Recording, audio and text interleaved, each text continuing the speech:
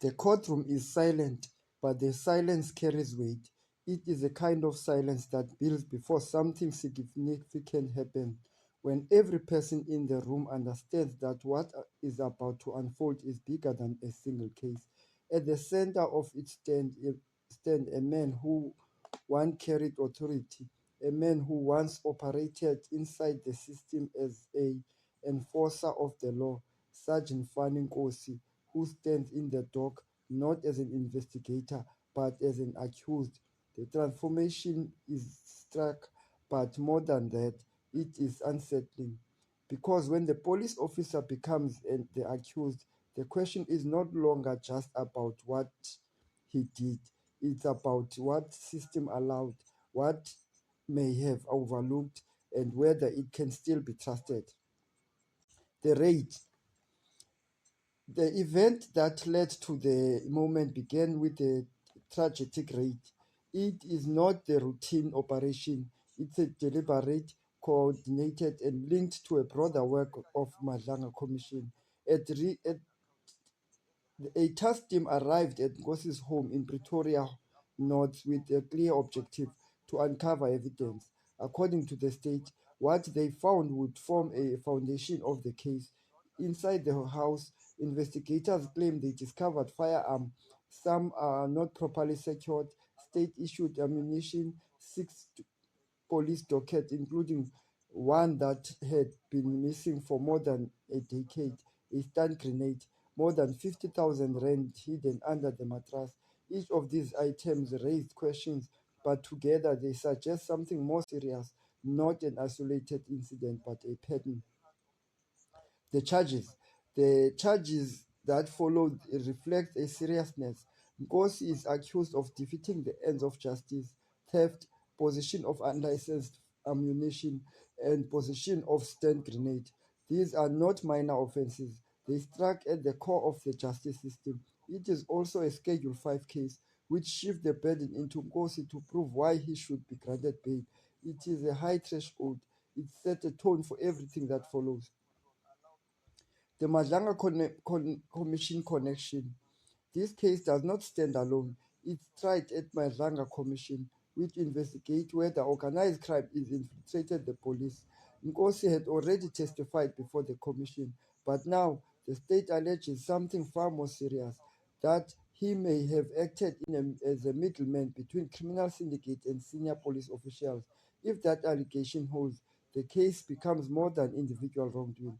It becomes a question of systematic integrity. The defense strategy. Faced with this allegation, Nkosi's defense team focused on stability and credibility. They present him as a man with strong community ties, a husband, a father, homeowner with financial commitment. He has also prior conviction, no pending cases, and limited traveling history. They argue that he is not flight risk and is willing to surrender his passport. They propose bail of 10,000 rand.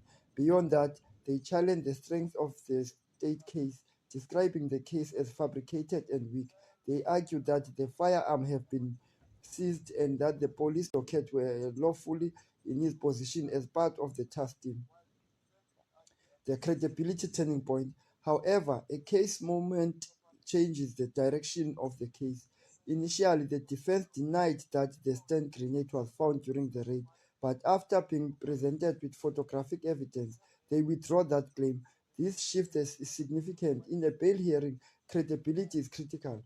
Once doubt is introduced, in effect, how every argument is perceived, the court no longer just evaluate facts, it evaluates trust. The state strategy. The prosecution responded with focus on risk. They argued that Nkosi is not an ordinary accused person. As a trained police officer, he has deep knowledge of investigative system, evidence handling, and procedural weaknesses. According to the state, this creates a real risk that he could interfere with the investigation if released. They also argue that alleged offenses were not isolated but deliberate and sustained, pointing to the pattern of the conduct aimed at undermining the justice system. The docket issue. At the center of the state case is the issue of the police docket. 6 dockets, including one missing for more than 10 years, were found in Nkosi's possession. The defense claimed authorization, but the state disputes this, arguing there is no lawful explanation. This raised serious concerns about possible interference with the investigation, because when dockets are compromised, cases collapse and justice fails. The money question. The cash found in Nkosi's home adds another layer. More than 50,000 rand hidden under a mattress is presented as a potential link to criminal activities, while no definite if it strengthens the state argument. The prosecution suggests that even bail could become meaningless if it is funded through illicit means. The defining statement. At one point, the prosecution derived a statement that captured the essence of its argument. Nkosi, they say, had mastered the art of undermining criminal justice. It is a powerful claim, one that refrains from from a legal dispute into a question of trust and institutional integrity. Courtroom signals. Beyond the legal argument, the courtroom itself provides substance clues. Magistrate Thandi Telendi observed closely and reprimanded Nkosi for slurring and chewing gum in the docket. While seemingly minor, such behavior can influence perception.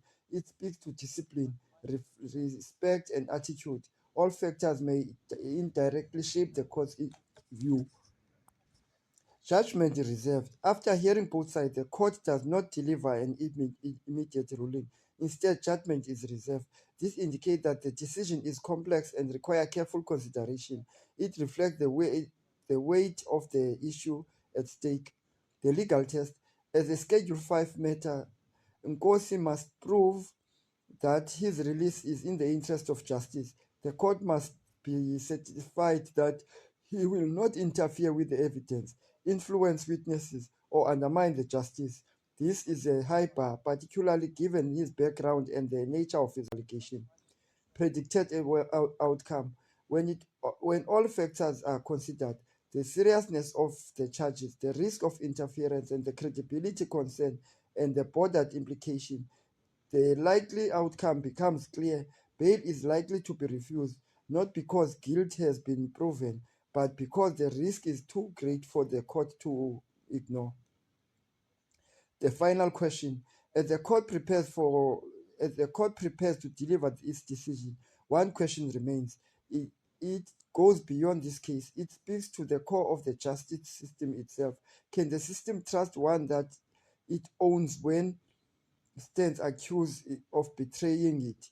Because at the end, this is not about whether Sergeant Nkosi walks free. It's about whether the system can protect itself from within.